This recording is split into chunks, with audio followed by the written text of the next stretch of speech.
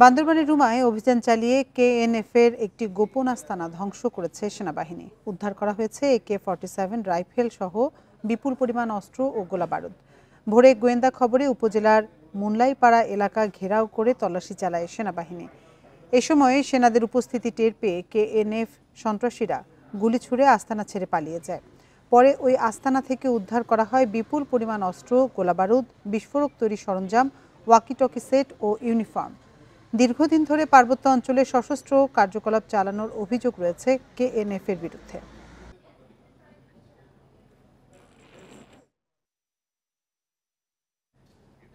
খুলনার তেরখাদায় মাদক উদ্ধার অভিযানে হামলায় 4 পুলিশ সদস্য আহত হয়েছেন। এ ঘটনায় গ্রেপ্তার করা হয় 4 জনকে। বুধবার রাতে উপজেলার কোলাবাজারে এ ঘটনা ঘটে। পুলিশ জানায়, গোপন খবরে জেলা গোয়েন্দা পুলিশের একটি দল আমতলা গ্রামে মাদক উদ্ধার অভিযানে যায়। এ সময় মাদক কারবারিরা তাদের উপর হামলা চালায়। এতে পুলিশের 4 সদস্য আহত হন। এ ঘটনায় 12 জনের নাম উল্লেখ করে অজ্ঞাত 50 থেকে 60 জনকে আসামি করে মামলা করেছেন গোয়েন্দা পুলিশের এসআই কাজী নাগিব শাকিল।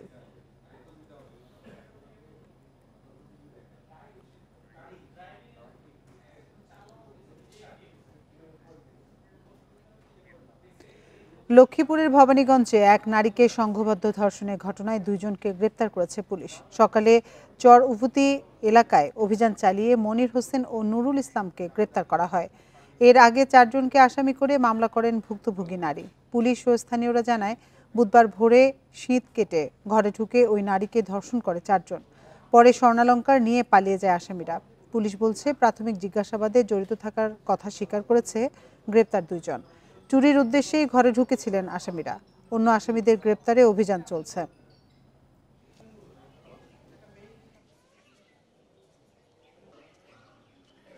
সোনার আংটি এগুলো নেওয়ার সময় আলেয়া বেগম জেগে গেলে তারা আলেয়া বেগমকে 4 জনই ধর্ষণ করে। থানায় এসে বিষয়টি জানাইলে থানা পুলিশ তার কথা মতো গ্রেপ্তার অভিযান পরিচালনা করে এবং 2 জন ব্যক্তিকে গ্রেপ্তার করে, মনির এবং শানু। আলেয়া বেগমকে চট্টগ্রামে কোরিয়ান এক্সপোর্ট প্রসেসিং জোনের KEPZ জোনের কারখানায় টেন্ডার পেতে হুমকি দেওয়ার অভিযোগে চট্টগ্রাম দক্ষিণ জেলা যুবদলের ধর্ম সম্পাদক আব্দুল করিমকে বহিষ্কার করা হয়েছে। যুবদলের কেন্দ্রীয় দপ্তর সম্পাদক নুরুল ইসলাম সোহেল স্বাক্ষরিত বিজ্ঞপ্তিতে জানানো হয়, দলীয় শৃঙ্খলা পরিপন্থী কর্মকাণ্ডে জড়িত থাকার সুস্পষ্ট অভিযোগে আব্দুল করিমের প্রাথমিক সদস্য পদ সহ দল থেকে বহিষ্কার করা হয়েছে। 21 অক্টোবর KEPZ-এ আমেরিকান অ্যান্ড ইফর্ট কারখানার খাবারের টেন্ডার নিয়ে প্রতিষ্ঠানের মানব সম্পদ বিভাগের DGM শেগুফতা গণিকে হুমকি দেওয়ার অভিযোগ ওঠে যুবদল নেতাদের বিরুদ্ধে। এ ঘটনায় 25 অক্টোবর কর্ণফুলী উপজেলা বিএনপির যুগ্ম আহ্বায়ক ইলিয়াস কাঞ্চনকেও সংগঠন থেকে বহিষ্কার করা হয়।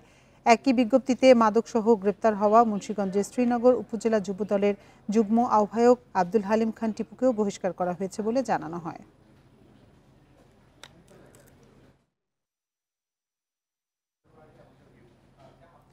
গোপালগঞ্জের কোটালীপাড়ায় মায়ের মৃত্যু ও বাবা কারাগারে থাকায় অনিশ্চিত জীবনের মুখে 2 নবজাতক সহ 4 শিশু। দরিদ্র পরিবার, তাই তাদের দিন কাটছে স্থানীয়দের সহায়তায়। এই অবস্থায় যমজ নবজাতকের দেখভালের জন্য জেলা প্রশাসককে নির্দেশ দিয়েছে হাইকোর্ট। চিত্রাপাড়া গ্রামের 13 বছরের সাজ্জাদ পড়ছে ক্লাস 7-এ। তবে 1 সপ্তাহ ধরে স্কুলে যেতে পারছে না। বাবা জেলে, মারা গেছেন মা। তাই ছোট 3 বোনকে নিয়ে এখন সে দিশেহারা। আমার এই ছোট বোনের লেখাপড়া এখন সমস্যা, স্কুলে যাইতে পারতেছি না। আমার এই ছোট 2 বোন এখন আমরা ভালো মতো দুধ কিনে খাইতে পারছি না। 1 মাস আগে যমজ শিশু জন্ম দিয়ে মৃত্যু হয় সাথী বেগমের। গত শুক্রবার হত্যা মামলায় গ্রেপ্তার বাবা জামাল মিয়া। এরপর থেকে অনিশ্চিত জীবন এই 4 শিশুর। 1 মাসের 2 নবজাতককে দেখছে নানি ও দাদি। খাওয়ান দেওয়া লাগে, পরম দেওয়া লাগে, স্কুল খরচ দেওয়া লাগে। ওদিকে আমার 3-4 বাচ্চা আছে, আমার মা আছে, এগো খাওয়ান দেওয়া লাগে। এখন তো ভাই আমি কুলাইয়া উঠতে পারি না। 4টে বাচ্চা কে তদবির করবে? দাদি পালতেছে একটা, নানি পালতেছে একটা, এক খাবার কে জোগাই দেবে? পুলিশ বলছে, রাজনৈতিক মামলায় জামাল মিয়াকে গ্রেপ্তার দেখানো হয়েছে। তবে তার বিরুদ্ধে আগে থেকেই ছিল মাদকের মামলা। ওই সময় আসলে আমরা কাউকে পাই নাই, তার ছেলে মেয়ে যে ওখানে আছে বা সে নিজেও বলে নাই আমাদের। তার নামে আগে একটা মার্ডার মামলা আছে এবং ওই যে মাদক মামলা রয়ে গেছে। কেন্দ্রীয় স্বেচ্ছাসেবক দল নেতা শওকত আলী দিদার হত্যায় গোপালগঞ্জ সদর থানায় ১১৭ জনের নাম সহ মামলার আসামি ১,৫০০। এই মামলাতে কারাগারে আছেন দিনমজুর জামাল মিয়া। Independent news. বৈষম্য বিরোধী আন্দোলনে আহতদের দাবি পূরণে সরকার বদ্ধপরিকর বলে জানিয়েছেন মৎস্য ও প্রাণী সম্পদ উপদেষ্টা ফরিদা আক্তার। সকালে সাভারে প্রাণী সম্পদ গবেষণা ইনস্টিটিউটে কর্মকর্তাদের সাথে মত বিনিময় অনুষ্ঠান শেষে সাংবাদিকদের প্রশ্নের জবাবে একথা বলেন তিনি। জানান, সরকারের পক্ষ থেকে ভুল ত্রুটি হয়েছে বলেই জুলাই আগস্ট বিপ্লবে আহতদের মধ্যে ক্ষোভের সঞ্চার হয়েছে। নানা আমলাতান্ত্রিক জটিলতার কারণে আহতদের অনেকেই এখনও ক্ষতিপূরণ পাননি উল্লেখ করে ফরিদা আক্তার বলেন, ক্ষতিপূরণ দেওয়ার পাশাপাশি আহতদের পুনর্বাসনে সরকার আন্তরিক।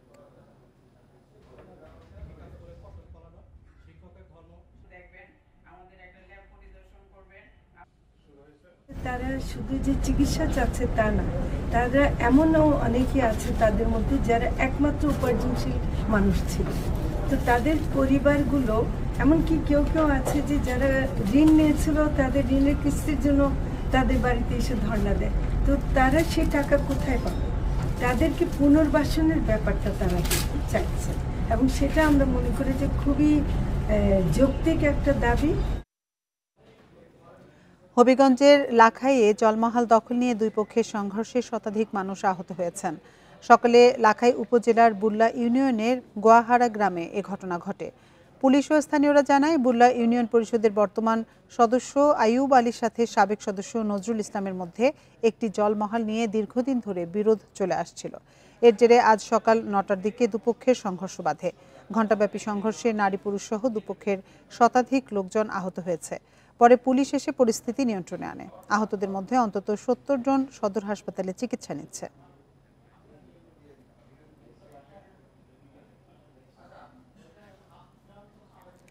ঝালকাঠির নলছিটিতে ইঁদুরের বিষ খেয়ে ২ শিশুর মৃত্যু হয়েছে। রাতে কুলকাঠি ইউনিয়নের দক্ষিণ আখরপাড়া গ্রামে এ ঘটনা ঘটে।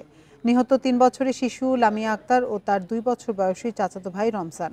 পুলিশ জানায়, ২ ভাই বোনের খেলার সময় বিছানার নিচে রাখা ইঁদুর মারা বিষ খেয়ে ফেলে। স্বজনরা বিষয়টি টের পেলে তাদের উদ্ধার করে বরিশাল শেরেবাংলা মেডিকেলে নেওয়া হয়। সেখানে চিকিৎসাধীন অবস্থায় মারা যায় ২ শিশু। এই ঘটনায় অপমৃত্যু মামলা দায়ের করা হবে বলেও জানায় পুলিশ।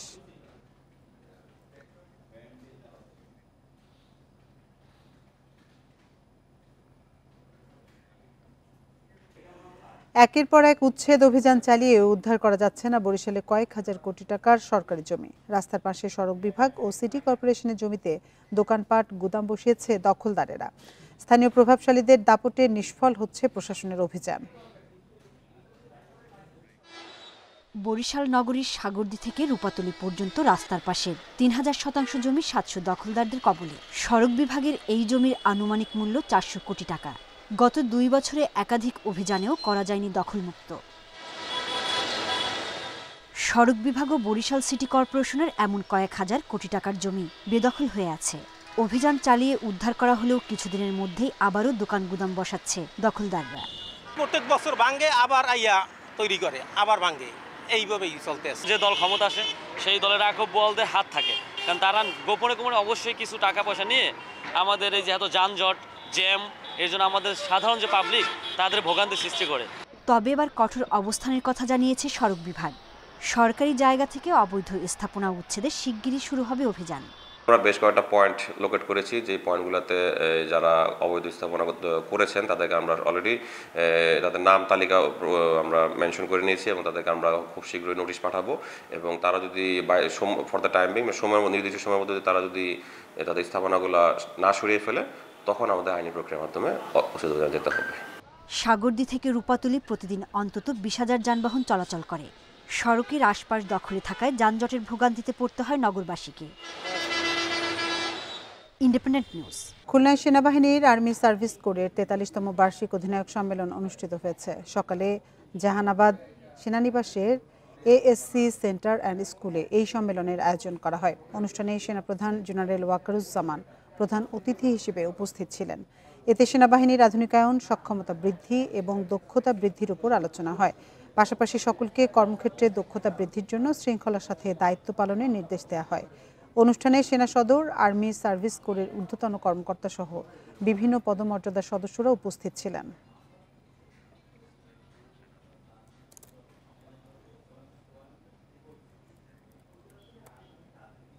বেনাপোল স্থলবন্দরে নতুন আধুনিক ভেহিকেল কার্গো টার্মিনালের উদ্বোধন করা হয়েছে। সকালে নৌপরিবহন মন্ত্রণালয়ের উপদেষ্টা ডক্টর এম সাখাওয়াত হোসেন এর উদ্বোধন করেন। এ সময় তিনি বলেন, নবনির্মিত টার্মিনালে প্রায় ১,৫০০ ট্রাক রাখার ধারণ ক্ষমতা রয়েছে। পাশাপাশি বন্দর সেবা ভবন, ইউটিলিটি ভবন, ফায়ার স্টেশন, আধুনিক টয়লেট কমপ্লেক্স, বিশ্রামের ব্যবস্থা সহ অন্যান্য অবকাঠামো সুযোগ সুবিধা রয়েছে। এছাড়া যাত্রী সেবায় বেনাপোলে দ্রুত আধুনিক প্যাসেঞ্জার টার্মিনাল নির্মাণ করার কথা জানান তিনি।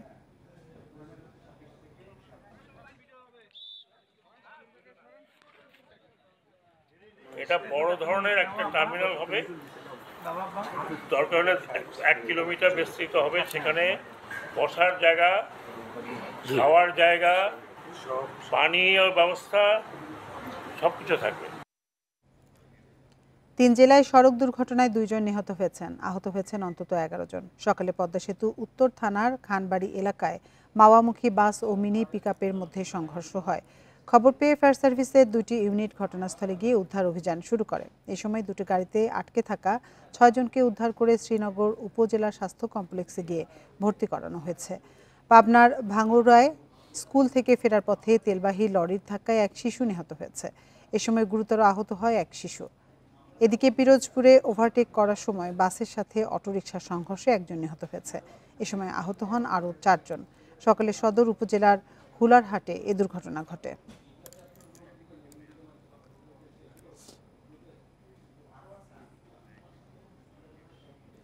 মশা নিধনে বিদেশি ওষুধের পরীক্ষা নিরীক্ষা চলছে। কার্যকারিতা যার বেশি সেটিই ব্যবহার করা হবে বলে জানিয়েছেন Chittagong city mayor doctor Shahadat Hossain. সকালে চকবাজার কাঁচাবাজারে বিশেষ পরিচ্ছন্নতা অভিযানের উদ্বোধন শেষে সাংবাদিকদের তিনি একথা বলেন। মেয়র বলেন, মশা প্রতি বছরই এই ওষুধের সাথে অভিযোজিত হচ্ছে, তাই নির্ধারিত সময় পর ওষুধ পরিবর্তন করতে হবে। বিদেশি কোম্পানির সাথে কথা চলছে জানিয়ে মেয়র আরও বলেন, যে ওষুধের কার্যকারিতা বেশি হবে সেটি ব্যবহার করা হবে। এ সময় খাল ও নালায় ময়লা না ফেলে নগরবাসীকে নির্ধারিত ডাস্টবিনে ময়লা ফেলার আহ্বান জানান মেয়র। আমরা এই দুটার গুণগত মান দেখব। মস্কোবান এবং নতুন যে রিচার্জ প্রোডাক্ট আমরা পেয়েছি, এই দুটোর এফিকাসি দেখে আমরা দেখব যে কোনটাতে মশা বেশি মারা যাচ্ছে। কারণ আপনি মনে রাখবেন, একই জিনিস স্প্রে যখন মারতে থাকবেন, মশা সেটা অ্যাডাপটিভ হয়ে যাবে। চট্টগ্রামের পাহাড়তলীতে সরকারি চাল ও গম নিয়ম বহির্ভূতভাবে বাজারজাত করার অভিযোগে একটি গুদাম সিলগালা করেছে যৌথ বাহিনী। ভোরে বিশেষ অভিযানে খাজা ভান্ডার নামে গুদামটিতে এই অভিযান চালানো হয়। পাহাড়তলী থানার ওসি বাবুল আজাদ জানান, অভিযানে গুদামটিতে প্রায় 30 টন চাল ও গম পাওয়া গেছে। খাদ্য অধিদপ্তর থেকে সংগ্রহ করা এসব চাল ও গম আলাদা বস্তায় ঢুকিয়ে বাজারজাত করার চেষ্টা হচ্ছিল। বিষয়টি খতিয়ে দেখতে কৃষি বিপণন অধিদপ্তর যাচাই বাছাই করবে বলেও জানান তিনি। অভিযানের পর গুদামটি সিলগালা করে রাখা হয়েছে।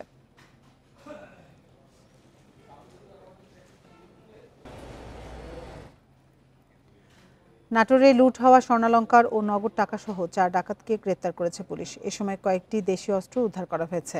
সকালে সংবাদ সম্মেলনে পুলিশ সুপার মারুফাত হোসাইন জানান, মঙ্গলবার রাতে কয়েকজন দেশীয় অস্ত্র নিয়ে উত্তম কুমার সাহার বাড়িতে ঢুকে। এ সময় ঘরে থাকা সবাইকে অস্ত্রের মুখে জিম্মি করে স্বর্ণালংকার ও নগদ টাকা নিয়ে পালিয়ে যায়। একই সময় শহরের পালপাড়া এলাকায় স্বপন কুমার কুণ্ডের বাড়িতেও ডাকাতি হয়। এসব ঘটনায় বুধবার উত্তম কুমার ও স্বপন কুমার থানায় মামলা করেন। নওগাঁর বিভিন্ন জায়গায় অভিযান চালিয়ে তাদের গ্রেপ্তার করা হয়েছে।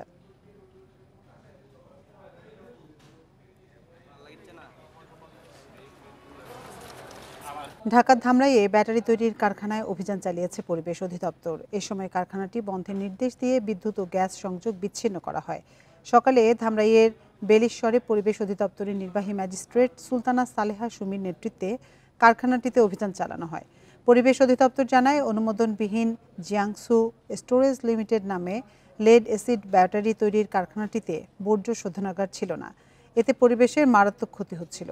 বন্ধ করে দেয়া কারখানাটি পরিবেশের ছাড়পত্র পুনরায় পরিচালনা না করার জন্য নির্দেশ দেওয়া হয়। এছাড়া একই এলাকায় কয়েকটি ইটভাটায় অভিযান চালিয়ে জরিমানা করে ভ্রাম্যমাণ আদালত।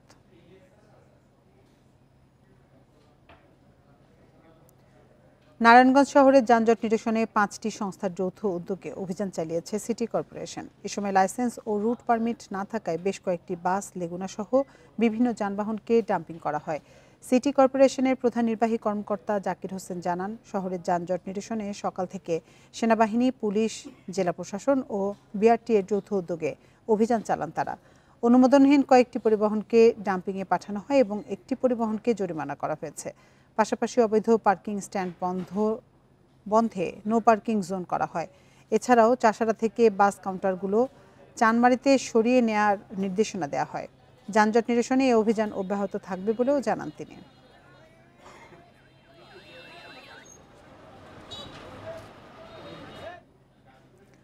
ঝালকাঠিতে বিএনপির অফিসে হামলা ভাঙচুরের অভিযোগে 14 দলের সমন্বয়ক আমির হোসেন আমুসহ 59 নেতাকর্মীর বিরুদ্ধে বিস্ফোরক আইনে মামলা হয়েছে। বুধবার রাতে উপজেলা বিএনপির সাংগঠনিক সম্পাদক জিয়াউল ইসলাম জুবায়ের বাদী হয়ে এ মামলা করেন। এতে বলা হয় 2021 সালের 4 অক্টোবর সন্ধ্যায় আমির হোসেন আমুর নেতৃত্বে জেলা বিএনপির কার্যালয়ে হামলা ভাঙচুর করা হয়। পেট্রোল বোমায় পুড়িয়ে দেওয়া হয় আসবাবপত্র। মামলার বাদী জানান, স্বৈরশাসনের কারণে সে সময় এ ঘটনায় মামলা নেয়নি থানা।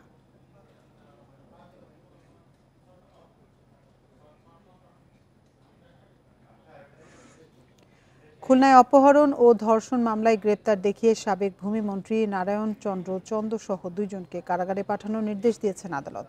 দুপুরে খুলনা মেট্রোপলিটন ম্যাজিস্ট্রেট আমলি আদালতের বিচারক রাকিবুল ইসলাম এ আদেশ দেন। গত 29 সেপ্টেম্বর অপহরণ ও ধর্ষণের অভিযোগে খুলনার নারী ও শিশু নির্যাতন দমন ট্রাইব্যুনালে সাবেক ভূমিমন্ত্রী নারায়ণ চন্দ্র চন্দ ও সাবেক উপজেলা চেয়ারম্যান এজাজ আহমেদ সহ 18 জনের বিরুদ্ধে অভিযোগ দায়ের করেন এক নারী। অভিযোগ আমলে নিয়ে সোনাডাঙ্গা থানায় মামলা গ্রহণের নির্দেশ দেন আদালত। এর আগে বুধবার ঢাকা কেন্দ্রীয় কারাগার থেকে খুলনা কারাগারে নেওয়া হয় সাবেক ভূমিমন্ত্রী নারায়ণ চন্দ্র চন্দকে। গত 6 অক্টোবর ভারতে পালিয়ে যাওয়ার সময় ঝিনাইদহের মহেশপুর সীমান্ত থেকে গ্রেপ্তার করা হয় তাকে।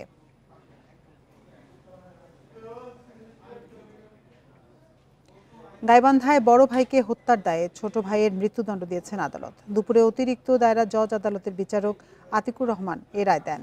রাষ্ট্রপক্ষের কৌঁসুলি নিরঞ্জন কুমার ঘোষ জানান, 2021 সালের 16 সেপ্টেম্বর ভাত খাওয়া নিয়ে মায়ের সঙ্গে কথা কাটাকাটিতে জড়ান হাসানপাড়া গ্রামের আরিফ বিল্লাহ। এ সময় বড় ভাই শহীদুল তাকে বাধা দিতে গেলে ক্ষিপ্ত হন আরিফ। এক পর্যায়ে লাঠি দিয়ে আঘাত করলে মারা যান শহীদুল। এ ঘটনায় নিহতের স্ত্রী বাদী হয়ে সাদুল্লাপুর থানায় দেবরকে একমাত্র আসামি করে মামলা করেন।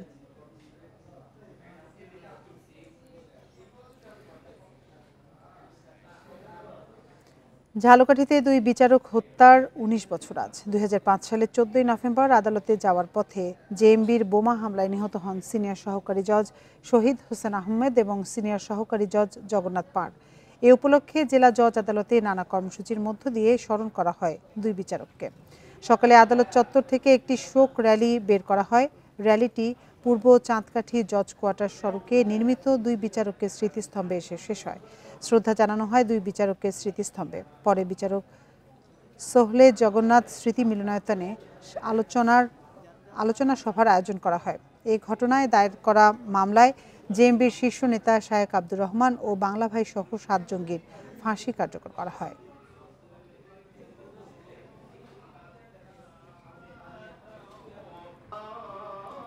ভারতীয় কিছু গণমাধ্যমের অসত্য প্রচারণা থেকে সবাইকে সতর্ক থাকার আহ্বান জানিয়েছেন স্বরাষ্ট্র উপদেষ্টা মোহাম্মদ জাহাঙ্গীর আলম চৌধুরী।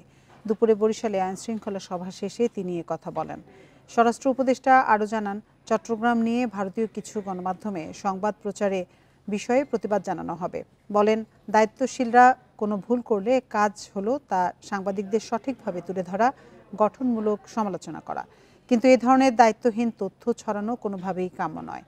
এছাড়া সাংবাদিক সাগররুনি হত্যা মামলার বিষয়ে উপদেষ্টা বলেন, 6 মাসের সময় দিয়ে একটি টিম করে দেয়া হয়েছে। এবার অবশ্যই এ হত্যাকাণ্ডের একটা সুরাহা হবে। ভারতীয় গণমাধ্যম ডেইলি আমাদের সম্বন্ধে অপপ্রচার করতেছে। আপনারা এই ব্যাপারে আপনারা সবসময় সজাগ থাকবেন। আমাদের সাংবাদিক ভাইরাও সজাগ আছে। আপনারা তাদের কারেক্ট রিপোর্ট দেন। তারা কিন্তু মিথ্যা রিপোর্ট ডেইলি দিয়ে যাচ্ছে। ডেইলি তারা মিথ্যা রিপোর্ট দিয়ে যাচ্ছে। যে তারা এই মিথ্যা রিপোর্ট যেন না দেয়, এই জন্য আমি আপনাদের সহযোগিতা কামনা করছি। অতীতকে সামনে রেখেই নতুনভাবে দেশ গড়ার কাজে এগিয়ে যেতে হবে বলে মন্তব্য করেছেন বিএনপির জাতীয় স্থায়ী কমিটির সদস্য ডক্টর এজেডএম জাহিদ হোসেন। দুপুরে রংপুর জেলা ও মহানগর বিএনপির উদ্যোগে আয়োজিত আলোচনা সভায় যোগ দিয়ে একথা বলেন তিনি। জাতিকে সংকট থেকে রক্ষায় 1975 সালের 7 নভেম্বর সিপাহী ও জনতা মিলে জিয়াউর রহমানকে ক্ষমতায় বসিয়েছিলেন। বিএনপি জনগণের ক্ষমতায়নে বিশ্বাস করে এবং জনগণকে সামনে রেখে জাতি ঐক্যবদ্ধভাবে এগিয়ে যেতে পারে বলে উল্লেখ করেন তিনি।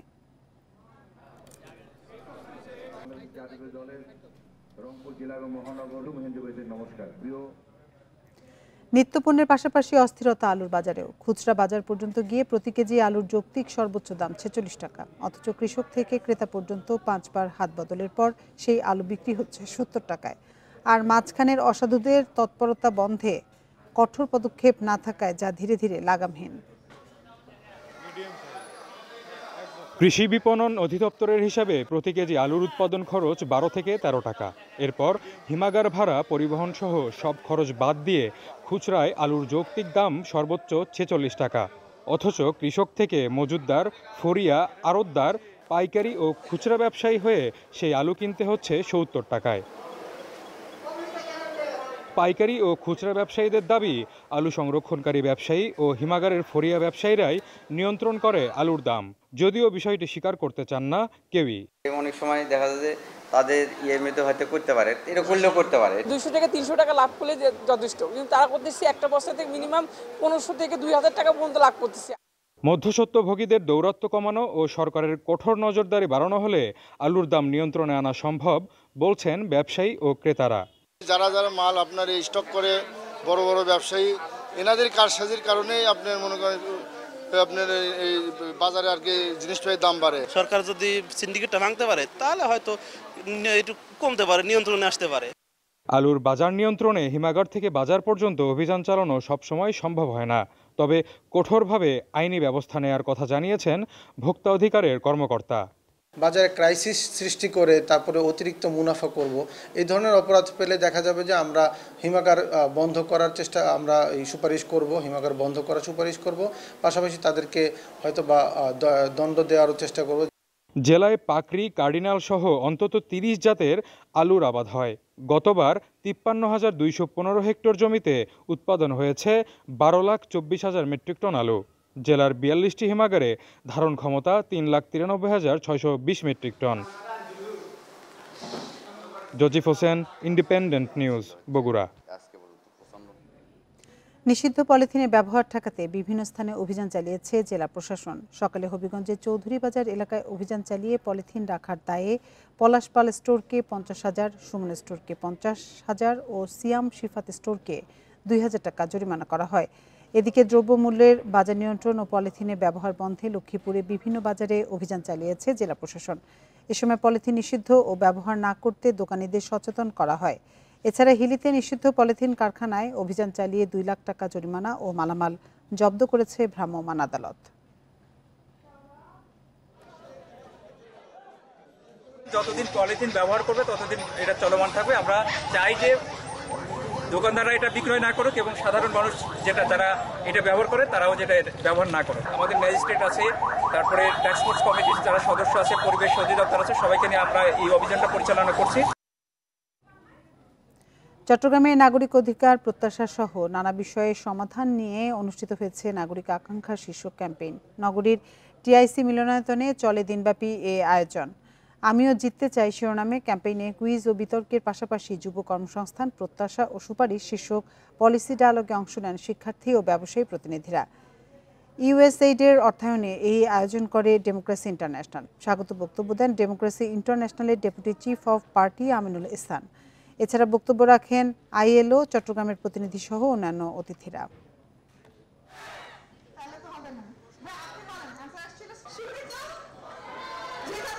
সুস্বাস্থ্যই হোক আমাদের অঙ্গীকার, এ প্রতিপাদ্য নিয়ে সারা দেশে পালিত হয়েছে বিশ্ব ডায়াবেটিস দিবস। এ উপলক্ষে সকালে নাটোর সদর হাসপাতাল থেকে একটি শোভাযাত্রা বের করা হয়। শোভাযাত্রাটি শহরে বিভিন্ন সড়ক প্রদক্ষিণ করে, পরে ডায়াবেটিস সমিতির সম্মেলন কক্ষে আলোচনা সভার আয়োজন করা হয়। এ সময় বক্তারা বলেন, ডায়াবেটিস প্রতিরোধ ও নিয়ন্ত্রণে পর্যাপ্ত জ্ঞান না থাকায় বিশ্বব্যাপী এ রোগের প্রকোপ বাড়ছে। বিশ্ব ডায়াবেটিস দিবস উপলক্ষে জামালপুরে আলোচনা ও মত বিনিময় সভার আয়োজন করা হয়। এ সময় বক্তারা ডায়াবেটিস রোগের বিভিন্ন ক্ষতিকর দিক তুলে ধরেন। এদিকে বিশ্ব ডায়াবেটিস দিবস উপলক্ষে গোপালগঞ্জেও আলোচনা সভার আয়োজন করা হয়।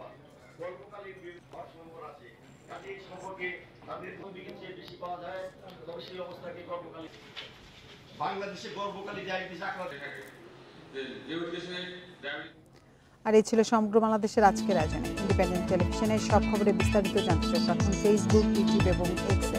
এতক্ষণ সাথে থাকার জন্য ধন্যবাদ সবাইকে।